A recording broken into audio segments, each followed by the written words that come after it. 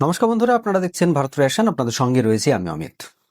বন্ধুরা, লাস্ট ভারত এবং সাউথ আফ্রিকার মধ্যে যে ম্যাচটা হয়েছে, সেই ম্যাচের পরে আমাদের প্রত্যেকটা ভারতবাসীর মনে একটা কোশ্চেন কিন্তু জেগে উঠেছে। কোশ্চেনটা কি? কোশ্চেনটা হচ্ছে এটাই যে টিম ম্যানেজমেন্টের মধ্যে বর্তমানে কোনো কি কারচুপি চলছে, ব্যাকডোরে কি কিছু এমন চলছে যেটা আমাদের অজান্তেই হচ্ছে, আমরা হয়তো সেটা ধরতেই পারছি না। কি হতে পারে সেটা? দেখুন, অনেকেই এই নিয়ে কোশ্চেন করেছে। কারণটা কি? সাউথ আফ্রিকার বিপক্ষে যেভাবে ভারত ম্যাচ খেলেছে, তাতে অনেক কোশ্চেন ছেড়ে গিয়েছে। আমাদের ইন্ডিয়ান টিম, ইন্ডিয়ান ম্যানেজমেন্ট এবং আমাদের ক্যাপ্টেন অনেক কোশ্চেন ছেড়ে গিয়েছে। প্রথম কোশ্চেন যদি সবাই বলে থাকে, সেটা একটাই, সবারই মুখে একটাই কোশ্চেন, যখন ভাইস ক্যাপ্টেন, সহকারী যে আমাদের ক্যাপ্টেন রয়েছে, অধিনায়ক আকসার প্যাটেল, একজন এমন অলরাউন্ডার বর্তমানে, তার অল্টারনেট হিসাবে আর কেউ নেই। দেখুন, আমি হার্দিক পান্ডিয়ার সঙ্গে কম্পেয়ার করছি না, কারণ হার্দিক পান্ডিয়া তার জায়গায় একটা আলাদা লেভেলে আছে সে, কিন্তু বর্তমানে আকসার প্যাটেলের কোনো রকম অল্টারনেট নেই। তিনি বোলিংয়েও যতটা ইফেক্ট দেয় অপোজিশনকে, এক্স্যাক্টলি তার চাইতে দ্বিগুণ ইফেক্ট দেয় ব্যাটিং এবং ফিল্ডিংয়ে। তো অবভিয়াসলি সেই রকম জায়গায় দাঁড়িয়ে ভাইস ক্যাপ্টেনকে, সহকারী অধিনায়ককে বসিয়ে রেখে এমন একজনকে তোলা হলো যার কোনো রকম পারফরমেন্স ওই ম্যাচে অন্ততপক্ষে আমরা দেখতে পেলাম না। একটা বড় ম্যাচে সবসময় আমরা জানি কি এক্সপিরিয়েন্স কাজ করে, হলেও তাই। এক্সপিরিয়েন্স যাদের আছে একমাত্র তাদেরকেই তুমি দলে রাখবে, আদারওয়াইজ বাকি যে সমস্ত নতুন স্টাফ রয়েছে তারা কিন্তু হ্যান্ডেল করতে পারবে না প্রেশার। এক্স্যাক্টলি সেটাই হয়েছে এর আগের দিনকার ম্যাচে। আর এই নিয়ে অনেকে অনেক কোশ্চেন করেছে, তার মধ্যে আমাদের এক্স ক্যাপ্টেন, ভারতীয় দলের ক্যাপ্টেন অজিঙ্ক্য রাহানে, তিনিও কিন্তু একটা কথা বলেছেন। তিনি বলেছেন যে কনফিডেন্স ভালো, কিন্তু ওভার কনফিডেন্স আমাদেরকে কিন্তু ডুবিয়ে দেয়। এক্স্যাক্টলি ভারতীয় ক্রিকেট টিমের সেইটাই হয়েছে, ওভার কনফিডেন্স। আমরা প্রত্যেকটা সময়ই একটা না একটা এক্সপেরিমেন্ট করি। কি এক্সপেরিমেন্ট সেগুলো হচ্ছে? দেখুন, হয় আজকে একে বসিয়ে দিলাম, কালকে আরেকজনকে তুললাম, পরশু ওকে বসালাম, আরেকজনকে তুললাম, দ্বিতীয় দিন একজন বোলিং খেলছে অথচ তাকে 4টে ওভার করানো হচ্ছে না, সে পিওর বোলার, তাকে 4টে ওভার করানো হচ্ছে না। এখন কোশ্চেন মানুষের মধ্যে এটাই রয়েছে যে আকসার প্যাটেলকে বসিয়ে যখন ওয়াশিংটন সুন্দরকে তোলা হলো, এক্স্যাক্টলি সেই টাইমে কেন ওয়াশিংটন সুন্দরের 4 ওভার কমপ্লিট করানো হলো না? তাহলে কি চলছে কি ব্যাকডোরে? এ নিয়ে যখন সাংবাদিকরা কোশ্চেন করেছে আমাদের টিম ম্যানেজমেন্টকে, তারা বলেছে বিভিন্ন রকম, তাদের সাফাই দিয়েছে। তারা বলেছে যে আমরা অপোজিশন টিমে লেফট হ্যান্ডার বেশি দেখেছিলাম, তাই ওয়াশিংটনকে নিয়ে এসেছিলাম, আকসারকে বসিয়েছিলাম, তার জন্য আকসারকে ইনফরমেশনও দেওয়া হয়েছিল, বলাও হয়েছিল। ক্যাপ্টেন এবং আমাদের কোচ কিন্তু তার সঙ্গে ডাইরেক্ট কথা বলেছিল। এবং স্বাভাবিক ব্যাপার, সে তো না বলবে না, সে না বলবে না, কোচের বিপক্ষে সে কোনো সময় যাবে না। কিন্তু এইরকম যখন সেট একটা টিম রয়েছে, আমরা যখন কন্টিনিউয়াসলি ম্যাচগুলো জিতে আসলাম, সেই ম্যাচের জায়গায় সেট প্লেয়ারকে আমি কেন হঠাৎ করে ড্রপ করব? আমি কেন আমার যে ধারাবাহিকতা সেটাকে নষ্ট করব? সবচাইতে বড় কোশ্চেন এই জায়গাতে। দ্বিতীয়ত কি হলো? দ্বিতীয়ত যখন ওয়াশিংটনকে সিলেকশন করাই হয়ে গেল, তারপর দেখুন, রান তো অতিরিক্ত হয়ে গিয়েছে, যথেষ্ট রান হয়েছে।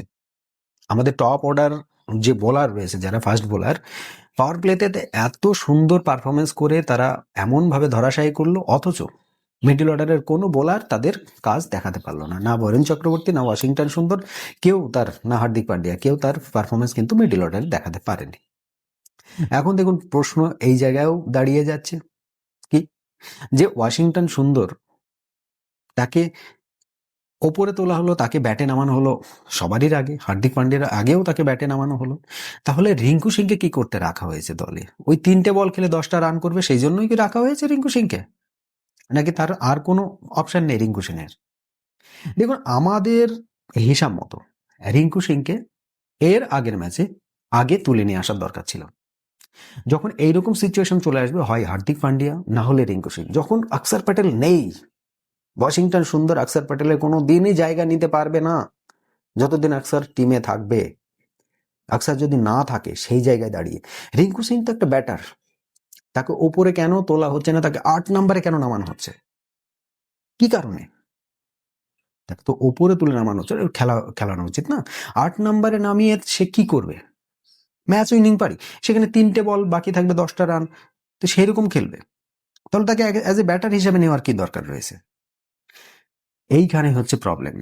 ভারতীয় ক্রিকেট টিমের ভিতরে এমন কিছু চলছে, বা হতে পারে যে ওভার কনফিডেন্স। গৌতম গম্ভীর, সূর্যকুমার যাদব, এরা যা করছে সেগুলো আগামী দিনে ক্রিকেটের ভবিষ্যতের জন্য অত্যন্ত খারাপ। আমরা এখন বর্তমানে যে জায়গায় রয়েছি, গ্রুপ পর্বে, এই যে সুপার 8 পর্বে আমরা যে জায়গায় রয়েছি, তাতে আগামী দিনে আমরা সেমিফাইনাল খেলতে পারবো কিনা এর কোনো গ্যারান্টি নেই। ওয়েস্ট ইন্ডিজ এবং সাউথ আফ্রিকা যে প্লাস পয়েন্টটা নিয়ে তারা টেবিলের টপে দাঁড়িয়ে গেল, সেই জায়গায় দাঁড়িয়ে ভারতের ওই দুটো দলকে টেক্কা দেওয়া অনেকটাই কঠিন। বলতে পারেন কঠিন নয়, সেটা অসম্ভব। কারণ ওই দুটো দলের যে পরিমাণে পারফরমেন্স, তাতে ওরা অন্য কোনো ম্যাচ হারবে কিনা এটা নিয়ে সন্দেহ রয়েছে। তাই ভারতের সেমিফাইনাল খেলার ইচ্ছা হয়তো এখান থেকেই শেষ হলো, বা আমাদেরও যে মনের মধ্যে একটা আশা আকাঙ্ক্ষা ছিল, সেটাও এখান থেকেই শেষ করতে হবে।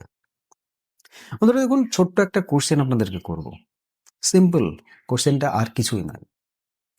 যখন সেটিং একটা টিম থাকবে, আমি যখন কন্টিনিউয়াসলি জিতে আসব, তাহলে হঠাৎ করে পরিবর্তন আমি কোনো বড় টিমের পক্ষে কেন করতে যাব? এটা কি উচিত হয়েছে? অবশ্যই সেটা কমেন্ট বক্সে আপনারা লিখতে ভুলবেন না। আর একটা কোশ্চেন আমার মনের মধ্যে আসছে, তিলক বর্মার পারফরমেন্স বিগত কয়েকটা ম্যাচে আমরা কন্টিনিউয়াসলি দেখছি খারাপ। অভিষেক শর্মাও রয়েছে, কারণ অভিষেক শর্মার পারফরমেন্স কখনো আসে কখনো যায়, তাকে ওই জন্যই রাখা হয়েছে। কিন্তু তিলক বর্মার রোল কিন্তু আমরা সেই বিরাট কোহলিকে যে জায়গায় রাখতাম, এক্স্যাক্টলি তিলক বর্মার রোলটাও সেই জায়গায়। তো সেটা তিলক বর্মাকে ভাবতে হবে। আজকে এমন যা পরিস্থিতি হয়ে গেছে গত ম্যাচ দেখার পরে, এখন আমরা যেটা ভাবছি যে ওই একটা ব্যক্তি ছিল যে এইরকম সিচুয়েশন হ্যান্ডেল করেছে এবং ইন্ডিয়াকে জিতিয়েছে, সেই ব্যক্তিটাই আমরা বহুবার দেখেছি। আজকে আমাদের সকলের হয়তো ওই ব্যক্তির কথা মনে পড়ছে। কার বলুন তো? সেটা আপনাদেরকে বলা লাগবে না, one and only Virat Kohli. তিলক বর্মাকে এই জায়গা থেকে পুরোপুরি ড্রপ করা উচিত। সে তার পারফরমেন্স দেখাক, নিয়ে আসুক। অন্যরা যেমন বাইরে বসে আছে, টিম সিলেকশন হলো 15 জনের, শ্রেয়াস আইয়ার, KL রাহুল, ধুরন্ধর প্লেয়ার রয়েছে যারা প্রেশার হ্যান্ডেল করতে পারে, যারা এইরকম ম্যাচ নিজেদের ক্ষমতা মতো বের করে নিয়ে যেতে পারে। তাদেরকে বাইরে বসিয়ে রাখা হলো, টিমে সিলেকশন করা হলো না। নাকি ইয়ংরা খেলাবে, T20 ইয়ংরা খেলবে। তো ইয়ং যে সমস্ত প্লেয়ার রয়েছে তাদের কি পরিস্থিতি হচ্ছে সেটা আমরা দেখতে পাচ্ছি। অভিষেক শর্মা পরপর 4টে ম্যাচ এমন পারফরমেন্স করে গেল, হয়তো তার লাইফ আর কোনোদিন হবে কিনা সেটা আমরা বুঝতে পারছি না। দ্বিতীয়ত হচ্ছে তিলক বর্মা। আমরা ঈশান কিষানের কথা ধরবো না, কারণ ঈশান কিষান যেভাবে পারফরমেন্স করে গিয়েছে এর আগের কয়েকটা ম্যাচে, তাতে অবশ্যই সে ভালো করেছে। তিলক বর্মা, তাকে আমরা কি করতে রেখেছি দলে?